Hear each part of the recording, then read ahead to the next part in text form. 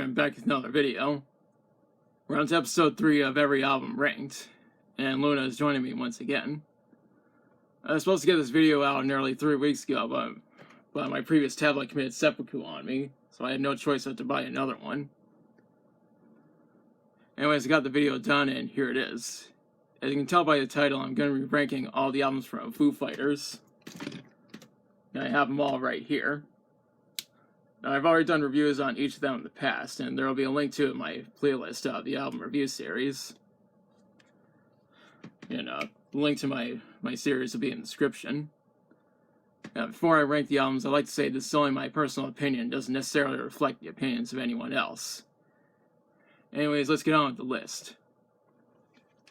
First up is the album that Foo Fighters kind of disowned. And we're talking about One by One from 2002. So it's the band's 4th album that was made. And it was made during a rocky period during the band's career. Now, they were hesitant about whether or not to release the album. In the end, they still released it anyway. One thing I need to mention is that this was the first Foo Fighters album to be produced by Nick Reskalinix. The song Tired of You was produced by Adam Kasper. It's also the first of their albums to feature Chris Shiflett, who is still with the band to this day. Anyways, the reason why this is at the start of the list is because it's not as good as the other material from Foo Fighters. But it doesn't necessarily mean that it's a bad album, because I still enjoy it for what it is. And so I'll set this aside for now. Now, next up is the album that started it all. And I'm talking about the band's self-titled debut album from '95. What's interesting is that Dave Grohl did most of the instrumentals by himself. And yeah, not only did he produce the album, but he also got help from Barrett Jones. Of course, '95 was also the year Dave got an actual band together, rather than doing everything by himself. And I also mentioned in my review that the music video for the song I'll Stick Around is featured on Beavis and Butthead. And Butthead was able to recognize Dave as the drummer for Nirvana. Of course, we all have to start somewhere, and this album still holds up after over a quarter of a century.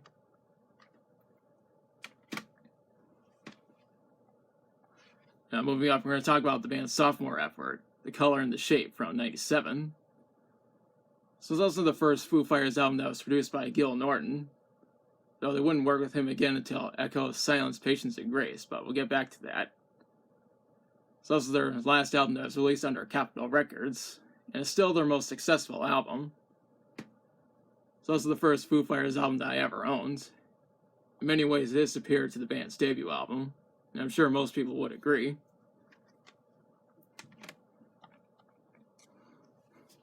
Next up, we're going to discuss There's Nothing Left to Lose from '99. Now, this album would be the first time Foo Fighters would work with Adam Kasper, and it's their first album that was released under RCA Records. Speaking of which, the punk band SR-71 would also sign a deal with RCA, but that's a different story. I mentioned in my review that this album features my all-time favorite Foo Fighters song, which is Learn to Fly. Although Foo Fighters made this album as a 3-person band, they still managed to pull it off.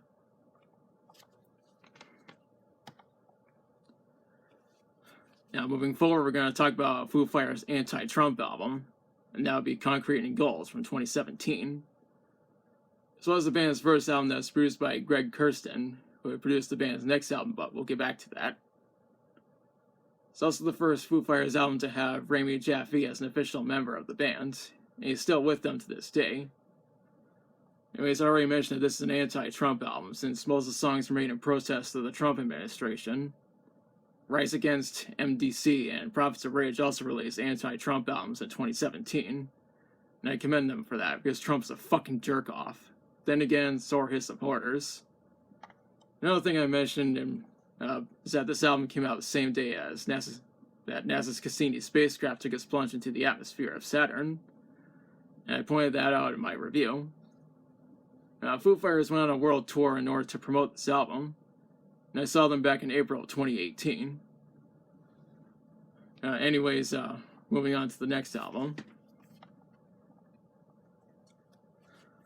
Next up, we're going to talk about the band's most recent studio album, and that would be Medicine at Midnight from 2021. This is the second Foo Fighters album to be produced by Greg Kurstin. Another thing I should mention is that this is the shortest album from the band, and their most poppy sounding album. I mean, some of the songs do touch upon dance rock and power pop after all. I'm not saying that's a problem or anything, because I let these guys do what they want to do. I really like this album. I'll talk about it more once I do my video on the best albums of 2021, so look out for that. Moving forward, we're going to talk about Echo's Silence, Patience, and Grace from 2007.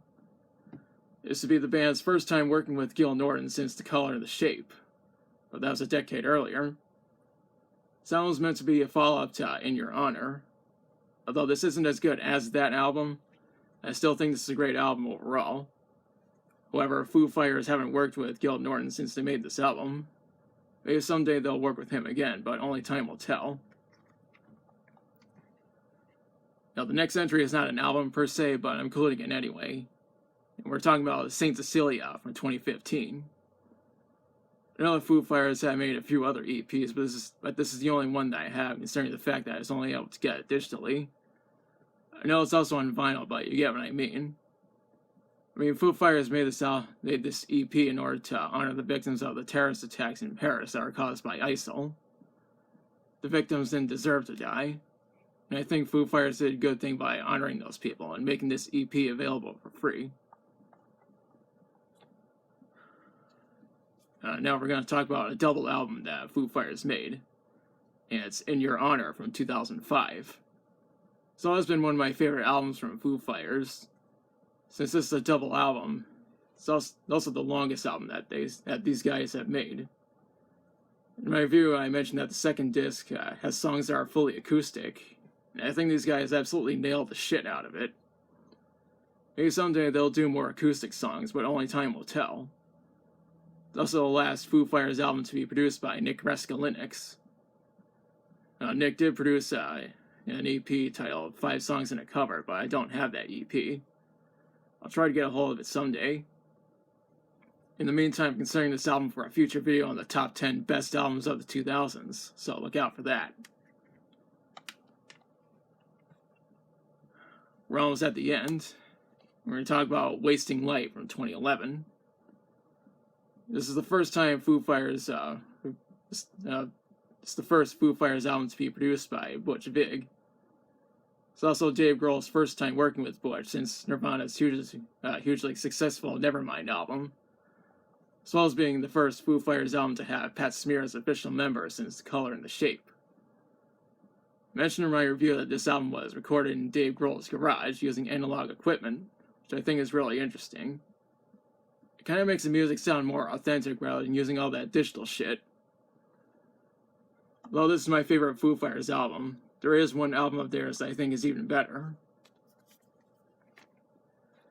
Now this is it, the grand finale.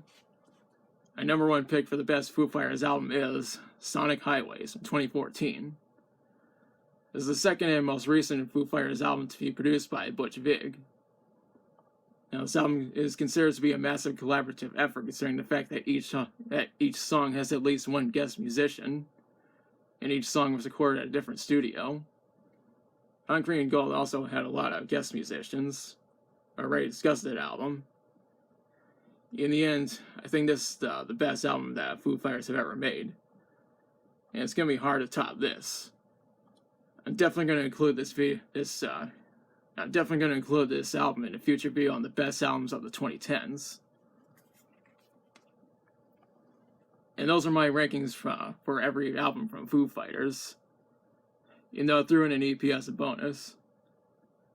At the time of me making this video, Foo Fighters were inducted to the Rock and Roll Hall of Fame. This is actually the second time Dave Grohl got in there. The first time was in 2014 when Nirvana got in. Then again, 9 Inch Nails got in back in 2020 and Pearl Jam in 2017. But that's a different story. I do plan to make a video discussing my thoughts on the Rock and Roll Hall of Fame in modern day, so look out for that. And I'd like to give a special shout out to the Legit Gamer 91 for supporting my work. And I suggest you support him as well. There's going to be a link to his channel in the description. Go and subscribe to his channel because he also needs some support. Now is the part where I question you. What do you think of my rankings for the albums from Foo Fighters? What's your favorite album from them? What's your least favorite of their albums? How would you rank their albums? Let me know in the comments.